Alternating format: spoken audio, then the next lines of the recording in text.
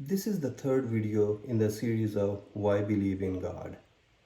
In the first video, we talked about God's existence, and in the second video, we went over why the scientific argument is irrelevant and it should not be the deciding factor when it comes to believing in God.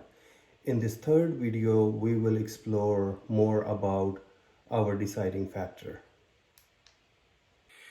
So we human beings have some basic built-in physical and psychological needs. These needs determine the direction of our life. Our whole life is spent finding ways on how we fulfill these needs. When a basic need is unfulfilled, we feel a physical or psychological void and we get into a state of imbalance.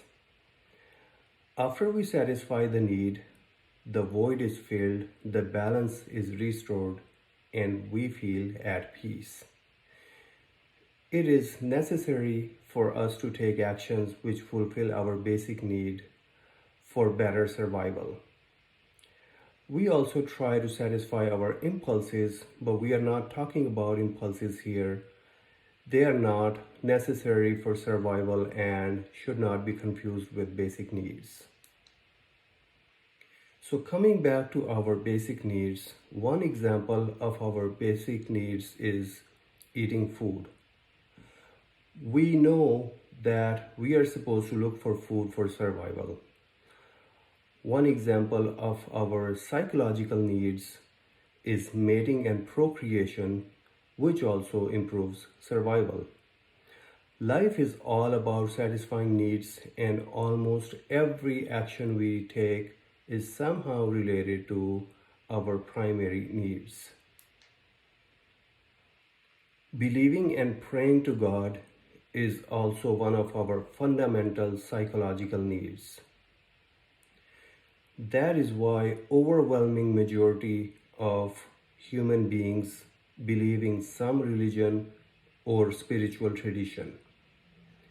Even atheists acknowledge this human need, but they try to depict it as some sort of evolutionary mistake. Still, they don't dispute that prayer brings peace to people, especially when they are going through difficult times. So it is a universally agreed upon fact that believing and praying to God improves our psychological and mental health and consequently improves our chances of survival. Atheists like to describe faith as irrational, which means something that does not make logical sense. That is completely wrong. Think of it this way. Finding a companion from the opposite gender is an essential psychological need. There is no logic behind it other than we need it and it improves our survival, which is enough of a rationale for undertaking this activity. It is not a physical need, and we don't die if we don't find a life partner, but it makes survival better. Now, there are some people who might not feel this need, or they might be attracted to the same gender, but they are a small minority and exception to the rule. It may seem strange to them why everybody else tries to find a partner from the opposite gender because they cannot relate to it. But for the overwhelming majority, it comes quite naturally. The same way, believing in God is not irrational at all. The fact that it is one of our fundamental needs and it fills a void in us is enough of a rationale. However, this is not something that we will die without. God gave us a choice to opt out of it with certain consequences, and some people choose to take that route.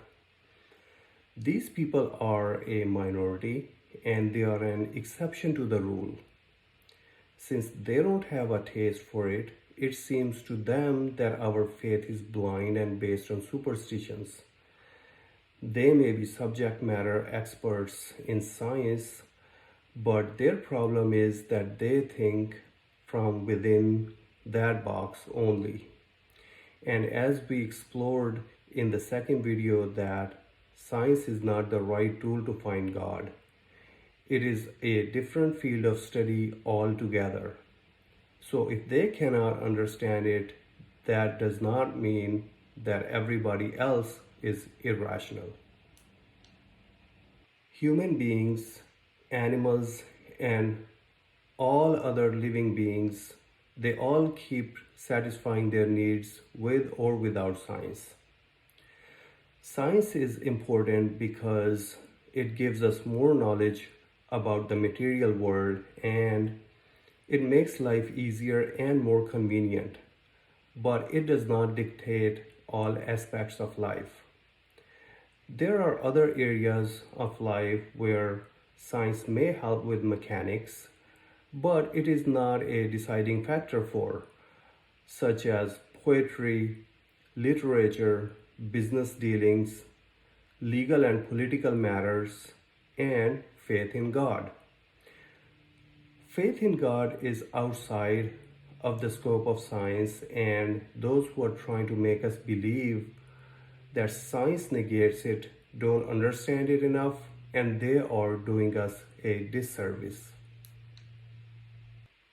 Now, if you've ever noticed something interesting, physical needs are more immediate but not as much joy to fulfill as compared to psychological needs. Breathing is our most immediate need. Eating is less immediate than breathing, but eating is more fun than breathing. Finding a partner and act of mating is even less immediate than eating. You don't die if you don't find a mate, but it brings more joy than eating. And proof of that is that people kill, commit suicide, even leave thrones and get out of royal families for the sake of their love. I've never heard of someone committing suicide or leaving a royal family for the sake of their favorite food. Along the same lines, by default, praying to God is even less immediate as compared to other needs, but its impact on life can be greater than all other needs. The usual concept in people's mind is that faith helps to cope with distress and hardship. They pray and remember God only in hard times. Once the hardship is resolved, their remembrance and prayers also fade. This is as far as most of the believers go. But that is just scratching the surface.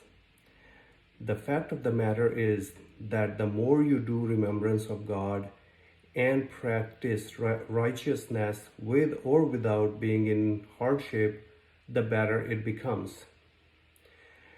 It progresses through different stages, and ultimately it becomes so good that for a seasoned believer who gets to that stage, the feeling of being peace turns into living in an ecstasy. The joy of faith transcends all other joys of life, and it can fill all other psychological voids. Aside from that, discipline of faith transforms life by freeing you from many of your burdens, such as bad habits, unhealthy addictions, toxic relationships, and wasteful routines. The heart comes out of all anxieties. It becomes tranquil and feels at home. Faith in its entirety becomes so fulfilling and life transforming that we know for sure that this is what we are meant to do. It gets to a point where it becomes even larger than life.